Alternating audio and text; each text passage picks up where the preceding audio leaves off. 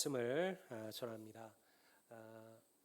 아까 나눈 것처럼 우리 오늘 특별히 우리 각 셀의 조장들은 우리 그 실버 구역들 우리 어르신들을 꼭 좀 모시고 함께 가시고요. 우리 차량도 여러분들 셀 모임 마친 이후에 출발합니다. 기억하셔서 여러분들 함께 해주시길 바랍니다. 저는 오늘부터 10분 셀문이 시작되는 4주 동안 교회의 본질에 대한 4가지 말씀을 나누려고 합니다. 하나님의 본질 예배, 하나님의 능력 말씀, 또 하나님의 음성 기도, 하나님의 열망 전도, 이 4가지 주제에 대해서 말씀을 나누려고 합니다.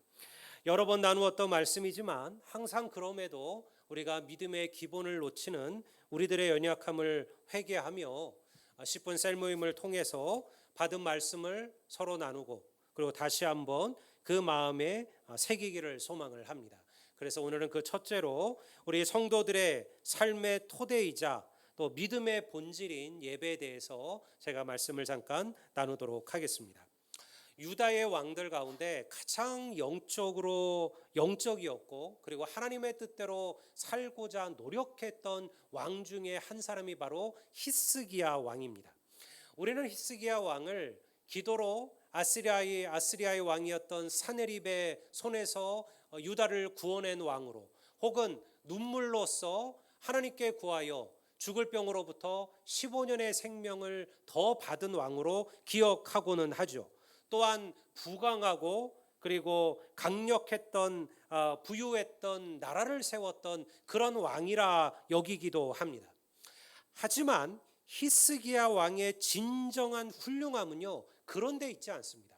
그가 무너진 예배를 회복했던 왕이라는 것을 우리는 먼저 기억하셔야만 합니다. 우리가 히스기야 왕의 이 영적인 위대함을, 훌륭함을 이야기하려면 먼저 그의 아버지였던 아하스 왕을 알아야 해요. 히스기야 왕과는 달리 그의 아버지였던 아하스 왕은 유대 역사상 가장 영적으로 타락했던 그런 왕이었습니다. 아하스 왕의 시대에 여호와에 대한 믿음은 완전히 땅에 떨어졌어요. 하나님의 성전은 회파되었고요, 문을 닫았고요. 그리고 하나님께 바쳐야 될 영광들은 말 못할 썩어버릴 우상과 이방 신들에게로 돌아갔습니다. 그들은 하나님을 저버리고 이방의 신들을 섬기고 우상을 섬기면서도 그들이 그것이 죄인지를 깨닫지 못했다라는 거예요. 그들만 그러했을까요? 우리도 크게 다르지 않습니다. 오늘 우리가 살아가는 시대도요, 여전히 우리는 우상 속에 살아갑니다. 단지 돌과 나무로 만든 우상이 다른 것으로 바뀌었을 뿐이죠.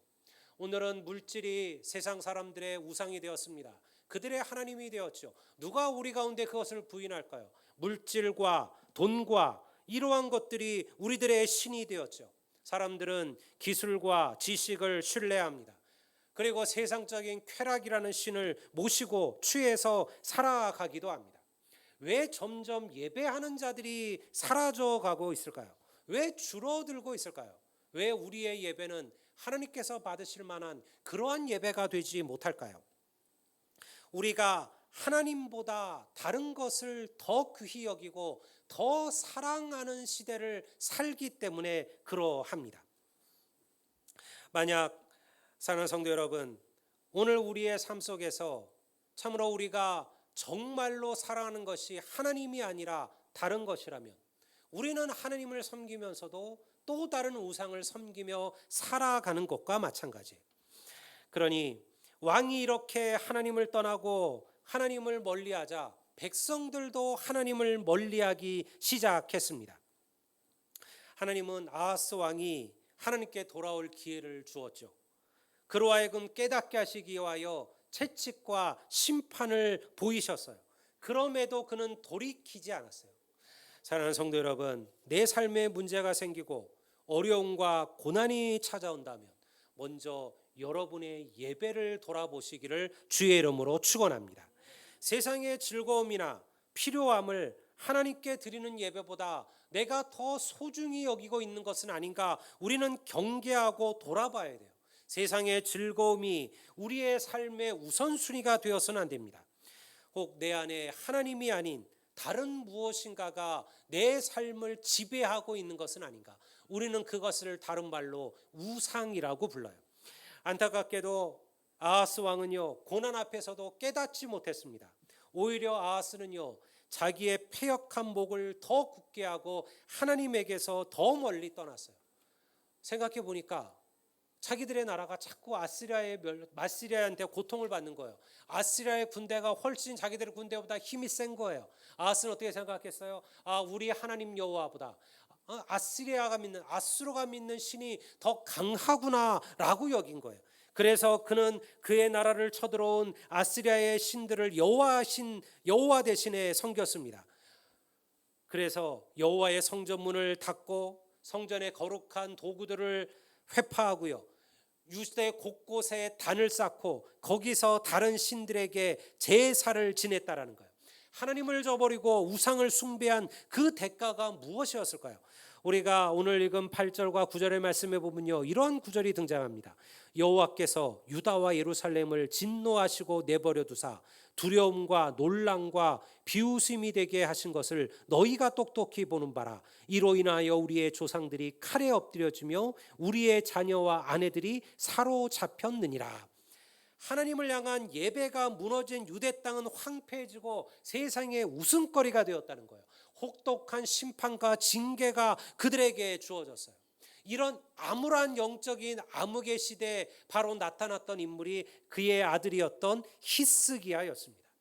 히스기야는 그들의 문제가 무엇인지를 알았어요. 왜 우리가 고통을 받고 왜 이 나라가 어려움을 겪고 왜 이 나라가 환난 중에 처해 있는지 그 문제를 알고 있었다는 거예요. 그들의 군대가 약해서도 아니고 그들의 나라가 작아서도 아니라는 거죠. 그 이유는 그들이 하나님을 저버리고 우상을 섬겼기 때문인 거예요. 무너지고 잃어버린, 잊혀져 버린 예배를 회복하는 것, 그것이 그들이 살 길이었어요. 하나님께 대한 신앙을 회복하는 것만이 나라와 민족을 살리는 길임을 알았다라는 거예요. 그래서 왕이 된 그가 가장 먼저 한 일이 무엇이냐? 하나님의 성전을 수리하고 예배를 회복하는 길이었음을 믿으시기를 바랍니다. 3절과 5절 말씀을 제가 한번 보겠어요. 제가 깜빡하고 말씀을 제가 방송실로 넘기지 않아서 제가 읽도록 하겠습니다. 첫째 해 첫째 달에 여호와의 전 문들을 열고 수리하고 제사장과 레위 사람들을 동평 광장에 모으고 그들에게 이르되, 레위 사람들아 내 말을 들으라. 이제 너희는 성결하게 하고 또 너희 조상들의 하나님 여호와의 전을 성결하게 하여 그 더러운 것을 성소에서 없애라. 왕이 된 첫 해에 그가 한 것이 무엇이냐면 성전을 수리하라는 명령이었습니다. 그리고 하나님께 대한 예배를 주관하는 제사장들과 레위인들을 불러서 다시 예배를 회복할 것을 그들에게 명령해요. 그 명령의 결과로 나타난 이야기가 우리가 읽은 오늘 본문 30절의 말씀이에요. 제가 다시 한번 읽어보겠습니다. 히스기야 왕이 귀인들과 더불어 레위 사람들을 명령하여 다윗과 선견자 아삽의 시로 여호와를 찬송하게 하며 그들이 즐거움으로 찬송하고 몸을 굽혀 예배하니라.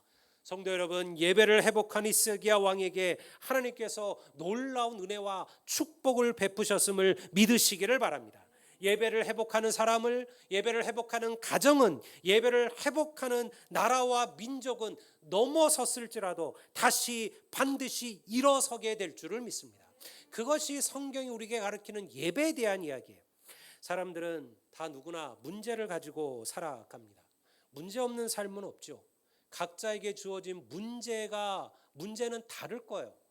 부자가 물질이 많은 이들이 겪는 문제와 가난한 이들이 겪는 문제는 달라요. 건강한 이들이 겪는 문제와 그리고 아픈 이들이 겪는 문제도 다르죠. 그러나 분명한 것은 각자 주어진 문제를 이겨내고 견뎌내야 될 일들이 우리에게 있다라는 거예요. 문제를 벗어나려면요, 먼저 문제의 원인이 무엇인지를 알아야만 합니다. 오늘날 능력을 잃어버린 한국교회의 문제는 무엇일까요? 결코 우리가 예배를 잃어버렸다는 겁니다. 우리가 예배를 소홀히 여긴다라는 거예요. 여러분, 이런 설교가 여러분들 하지 않는 교회가 있으며 이런 말씀을 전하지 않는 목회자가 있을까요? 그럼에도 불구하고 우리는 예배에 대하여 어려움을 겪고 있습니다. 생각보다 많은 그리스도인들이 예배가 모든 믿음의 기초이자 본질이라는 것을 잊어버리고 살아가요. 한국교회 놀라웠던 부흥, 초대교회가 한국의 초대교회, 그리고 60년대, 70년대, 80년대까지 그 놀라운 한국교회 부흥은 다른 데 있었던 게 아니에요.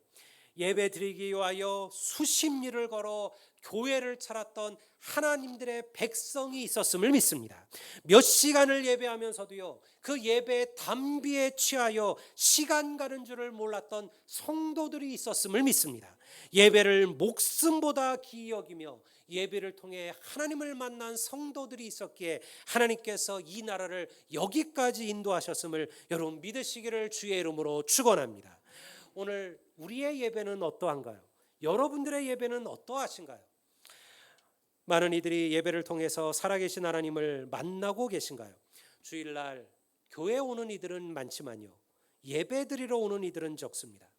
우리는 목사의 말을 듣고 찬양팀의 노래를 들어요. 오면 여러분들이 찬양팀의 노래를 듣고 참여하기도 합니다.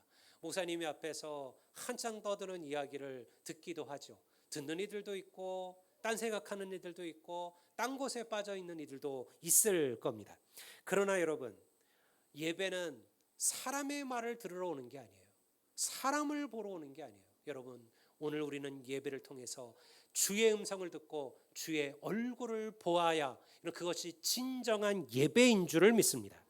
예배야말로 죽어가는 우리의 영혼을 살리고 하나님의 은혜를 체험하는 각장 복된 길이에요. 우리는 이것을 항상 생각하셔야 돼요. 믿음이 자라지 않는다고 여기시나요? 많은 이들이 던지는 의문과 던지는 그러한 고민이 그거예요. 오래 예수 믿어도 믿음이 자라지 않는 것 같아요. 예배 참석해도 은혜가 되지 않는 것 같아요. 어떨 때는 내가 뭐로 왔을까 생각하고 그대로 다시 돌아가기도 해요. 예배를 참석했지만 예배 내내 다른 생각과 다른 마음으로 그 예배에 참여하기도 하죠. 교회 와도 감격이 없지요. 왜 그럴까요? 여러분, 먼저 예배자가 되시기를 주의 이름으로 축원합니다. 우리는요, 항상 예배하면서 예배의 문제를 사람에게서 찾아요. 다른 이들에게서 찾는 거죠. 근데 성경은 그렇게 이야기하지 않습니다. 어떠한 예배자여야 하느냐? 요한복음 4장 23절 23절은 아주 중요한 예배에 대한 구절이에요. 제가 한번 읽어보겠습니다. 아버지께 참되게 예배하는 자들은 영과 진리로 예배할 때가 오나니 곧 이때라. 아버지께서는 자기에게 이렇게 예배하는 자들을 찾으시느니라. 하나님은 영이시니 예배하는 자가 영과 진리로 예배할지니라. 할렐루야. 하나님은 마지막 때 자기에게 어떤 자들을 찾으신다? 예배하는 자들을 찾으신다는 거예요. 하나님이 찾으시는 자가 누구냐? 예배하는 자예요. 근데 어떻게 예배하는 자입니까? 성령과 진리로 예배하는 자입니다. 영과 진리로 예배하는 자. 하나님께 예배하고자 하는 자들은 영과 진리로 예배할지니라. 사랑하는 성도 여러분, 바로 지금이 예배해야 될 때임을 믿습니다. 지금이 하나님의 은혜를 구해야 될 때라는 거예요. 하나님이 찾으시는 자들은 다른 이들이 아니에요. 예배하는 자들이에요. 예배의 기본은 하나님과의 시간을 기억하는 것입니다. 여러분, 예배는요, 예배도 하나의 어떤 습관과도 같아요. 그래서 일찍 오는 이들은 항상 일찍 오고 늦게 오는 이들은 항상 늦게 와요. 여러분, 절대 허둥지둥 예배의 문을 열고 교회 안으로 들어서지 마십시오. 여러분, 그것은요, 예배의 은혜, 소위 말하는 영과 진리로 드리는 예배가 되기가 어렵습니다. 여러분, 우리는요, 일찍 주회전에 참여하셔야 돼요. 일찍 오십시오. 5분 전에, 10분 전에, 여러분 최소한 10분 전에는 오셔서 여러분 마음을 준비하십시오. 기도하십시오. 성령께서 이 시간 예배하는 내 마음 가운데 임재해 주시기를 구하셔야 됩니다. 오늘 내가 드리는 이 예배가 하나님이 받으시는 예배가 되기를 구하셔야 됩니다. 내가 오직 진리 대신 예수 그리스도에게만 내 마음과 심령을 모을 수 있기를 위해서 간구하셔야 돼요. 그리하여 예배 자리에 참여하셔야만 한다라는 거예요. 앞자리를 사모하십시오. 제가 이렇게 자리를 앉아봐요.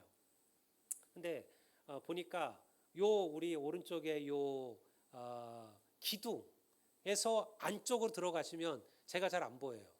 그리고 집중하기가 좀 어려우셔요. 그러니까 그쪽 자리는 앉지 마시고요. 우리가 지금 어쨌든 간에 코로나 시대 아닙니까? 이렇게 모여 앉으시면 안 돼요. 이 빈자리들 얼마나 많아요, 여러분들. 여러분, 하나님께서 사모하는 자, 앞장서는 자, 앞에 서는 자들에게 축복의 은혜를 더하실 줄로 믿습니다. 그러니 여러분, 앞자리들을 사모하시고 빈자리들을 먼저 채우십시오. 오직 하나님께만 마음과 생각을 집중하셔야 돼요. 예배라는 것이 그렇습니다. 사실 우리가 한 시간의 예배를 오직 하나의 한 마음 한 뜻으로 서 있기가 어려워요. 사람의 생각은 그렇게 여러분들 한쪽에만 집중돼 있잖아요. 우리의 뇌는 이 생각을 하면서 동시에 이쪽 생각을 할 수 있도록 만들어졌어요. 예배에 참여하지만 그러나 진짜 그의 마음과 생각은 하나님이 아니라 다른 곳에 얼마든지 가 있을 수 있다는 거예요. 그러나 그러한 예배는 하나님께서 받으시는 예배가 되실 수가 없어요. 그러니 여러분, 오직 하나님께만 집중하셔요. 그래서 예배하는 자들은 영과 진리로 예배해야 된다는 거예요. 내가 성령에 충만하셔야 돼요. 그래야 그 예배가 살아있는 예배가 되고 우리의 예배 가운데 임하시는 하나님을 만나는 예배가 될 줄을 믿습니다. 여러분, 예배야말로 암울하고 문제투성인 내 삶의 참된 희망과 소망의 길이 돼요. 예배를 회복하는 것이, 예배를 회복하고 예배를 부흥시키는 것이 곧 우리의 마음과 심령, 내 영혼을 살리는 길이에요. 히스기야 이야기는 역대하에서 29장에서 32장까지 기록되어져 있습니다. 다른 왕들에 비해서 대단히 많은 장을 차지합니다. 그런데 그 중에서도 29장에서 31장까지는 히스기야가 전부 예배를 회복하는 이야기로 기록되어져 있어요. 왕이 되어서 할 일이 그렇게 없었을까요? 외적도 막아야 되고 치수관제도 해야 되고 경제도 해야 되고 외교도 해야 되고, 히스기야도 그런 것 안 했을까요? 그런 거 다 했겠죠. 어떻게 왕이 하루 종일 예배만 드리고 앉아 있을까요? 그런데도요, 성경은 그의 역사를 기록하면서, 여러분, 그의 역사를 기록할 때 그의 강력했던 군대나 그의 부강했던 정치나 경제가 아니라 하나님께 대한 예배를 회복하는 이야기를 가장 먼저 기록하고 가장 많이 기록하고 있다는 거예요. 이것은 무엇이냐면, 여러분, 정치나 군대의 힘이 나라를 살리는 게 아니에요. 여러분, 하나님의 백성들이 정말로 예배를 회복하고 그리고 나라를 위하여 기도하면 하나님은 반드시 우리의 기도를 들으실 줄로 믿습니다. 예배를 회복하는 것이 나를 살리는 길입니다. 그리고 예배에 생명을 거는 것이 우리를 다시 하나님이 원하시는 믿음의 자리로 인도하는 거예요. 성도 여러분, 제가 지난번에도 얘기했지만 어쩌다 예배를 빠질 수는 있어요. 우리는 일들이 왜 생기지 않겠습니까? 갑작스러운 일들, 장례들, 뜻하지 않은 일들은 항상 생기죠. 그러니까 예배하다가 어쩔 수 없이 빠질 수는 있습니다. 하지만요, 어쩌다 예배 오시는 성도가 되어서는 안 됩니다. 여러분, 하나님께 드리는 예배, 하나님을 만나는 예배가 여러분의 삶의 우선순위가 되기를 주의 이름으로 축원합니다. 우리의 믿음의 선배들이 그렇게 살았어요. 그래서 하나님께서 교회를 축복하고 나라를 회복하고 나라를 세우신 거예요. 오늘 여러분의 예배를 다시 한번 돌아보십시오. 내게 있어서 예배는 나의 전부인가? 나는 예배에 생명을 거는 성도인가? 그리고 나는 온 마음과 힘을 다하여 하나님을 사모하고 바라보는 삶을 살아가는가? 여러분, 우리 교회가, 우리 성도들이 이 예배의 사모함을 간직하시고 그리고 목숨을 걸어 예배하시고 예배에 계신, 예배 가운데 임재하시는 하나님을 만나신다면 반드시 하나님은 이 예배를 통해서 우리를 회복하시고 그리고 하나님의 놀라운 축복과 은혜를 우리 가운데 부어 주실 것임을 믿습니다. 오늘 이 시간 우리 성도들의 삶 속에 영과 진리로, 신령과 진정으로 온전한 예배를 하나님께 드릴 수 있는 우리 모든 성도들이 되시기를 주의 이름으로 축원합니다.